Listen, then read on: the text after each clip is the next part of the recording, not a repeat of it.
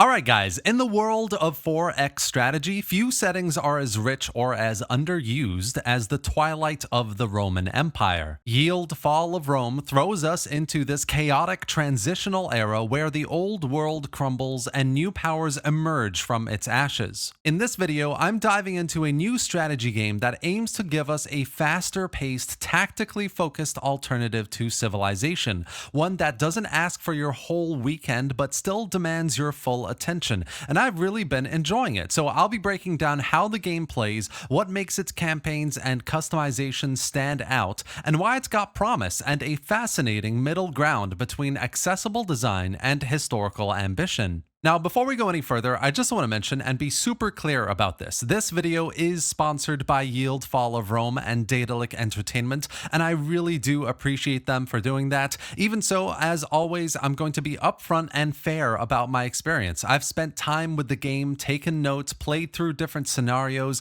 and I'll be sharing exactly what stood out to me, the good, the areas that could do with some improvement, I think, and everything in between. So let's dive straight in. From the moment you load into Yield Fall of Rome, there is a certain clarity about the experience. You're presented with a classic hex-based map, a shroud of fog obscuring uncharted lands, and a settler in search of an ideal place to lay down the roots of your future empire. And this is a very familiar setting for fans of the genre, and there are some very obvious inspirations from games like Civilization. But Yield Fall of Rome doesn't attempt to reinvent this wheel. Instead, it sands off a lot of the excess and focuses on small campaigns that you can enjoy within a few hours, maybe a day at most. And honestly, I find this approach really quite refreshing. Technology trees are simplified, you don't accumulate science over time, instead you purchase technology directly with gold. Resource gathering and improvement is cleaner here as well, no need for workers trudging across the map. If you have the gold and the tech, you simply claim what's within your reach, and this gives you a strong sense of pacing. Games have a strict turn limit, though this can be adjusted, and that limit helps guide your tempo,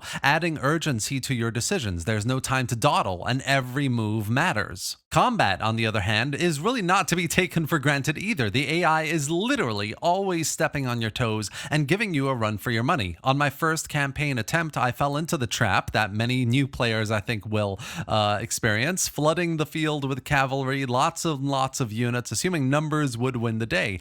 And it didn't. I mean, instead, I was handed a swift defeat, left scrambling to defend cities that had suddenly become vulnerable. Tactics really do matter. Terrain, unit composition, strategic foresight are essential in this game, which compared to something like Civ, I think is quite different. Yield Fall of Rome also makes it clear from the start that this is not a Civ clone, nor is it trying to be. It wants to offer something faster, tighter, more game night friendly, without sacrificing the drama and planning that makes strategy games sing. Think Old World meets Rise of Nations, but set in the flickering twilight of Rome, which I love. It's one of my favorite settings in any game, really. And I might add some pretty cool looking visuals in areas in this game and animations. Yes, some of it sort of reminds me of a mobile game, but the gameplay here is a lot deeper than that, and with limited turn times to achieve your goals, much more rewarding. You get to choose from 8 playable factions, each with their own strengths, unit types, buildings, and strategic flavor. Whether you lean towards the Sassanids with their Eastern cavalry, the Berbers on the North African frontier, or even the distant tribes of the Germanic forests, each campaign plays differently. The structure here is also quite different. It's all mission-based, which is really refreshing. Instead of the usual sandbox blob to victory and snowballing,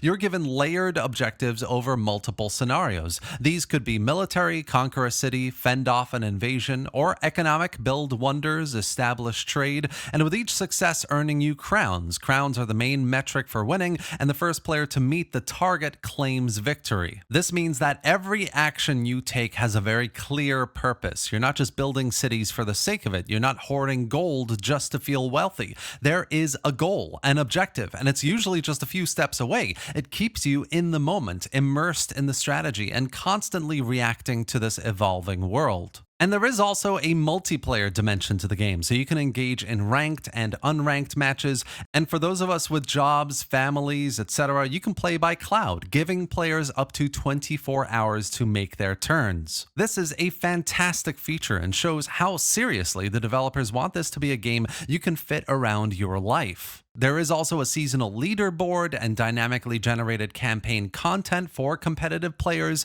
and in the custom game settings, there's real flexibility. Tweak win conditions, alter the Roman presence on the map, expand the map size, and even be able to have cylindrical wrapping for seamless exploration. Now, with all that positivity in mind, there is a couple of things that I wish were a little bit different. This is meant to be some constructive criticism here. I think there are some limitations that could make the game even better if they were addressed. One key issue is the lack of a true sandbox mode where you can choose any faction and play your own alternate history. I think this is something that any real good strategy game should have. Why not, for example, let players take the reins of Rome itself? Why not give us the chance to prevent the fall of the empire, to rewrite history? I think that's something that absolutely, with Rome in the name of the game, needs to be here in this campaign as an opportunity to play out. As it stands, the campaign locks you into a specific flow.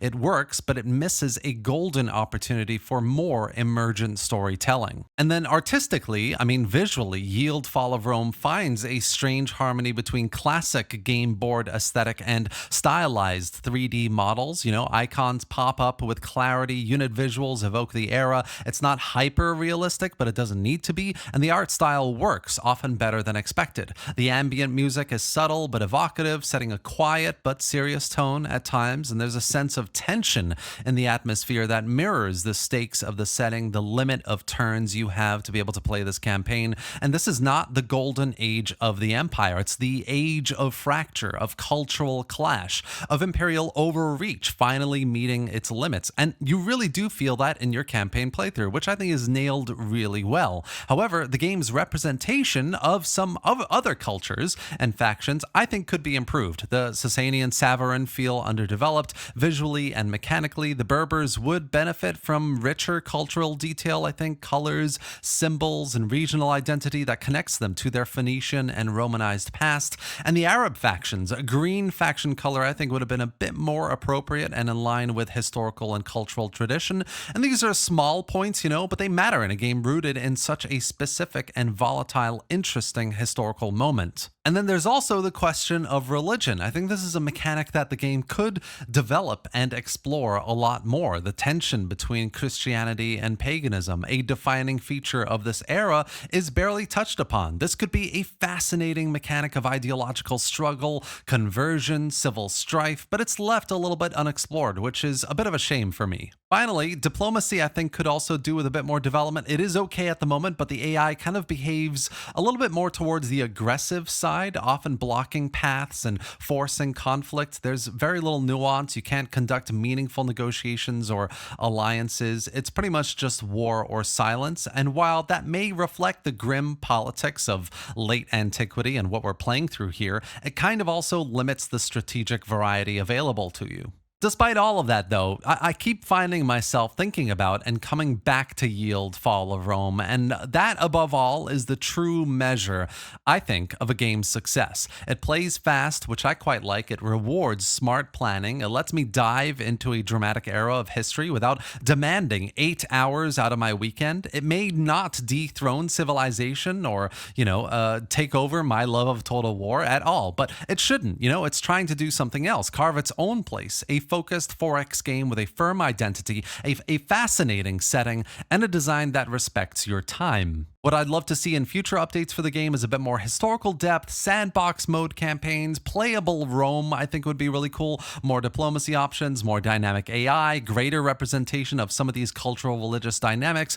But for a 1.0 launch of the game, it's well worth a playthrough. Yield Fall of Rome has done something quite meaningful, I think, here. It has captured a moment of collapse, of endings, and at the same time beginnings. It has brought us into a world where the old empires fade, new kingdoms rise, and every decision you make feels quite important. Is it perfect? No, but it is promising, it's compelling, and I have really enjoyed it. Either way, Yield Fall of Rome is now launched out of early access and into version 1.0, which is pretty big. So if you're interested in what you see here, what I've been talking about, you want to check it out and play it for yourself, there is a link below in the video description to the Steam page. Go and check it out, play through it, and please do let me know in the comment section below your impressions, your thoughts, or any questions you have. I really hope you enjoyed this sponsored video and found it informative. If you did, give it a like, subscribe to the channel for more videos just like this, and thanks for watching, guys. I'll see you next time.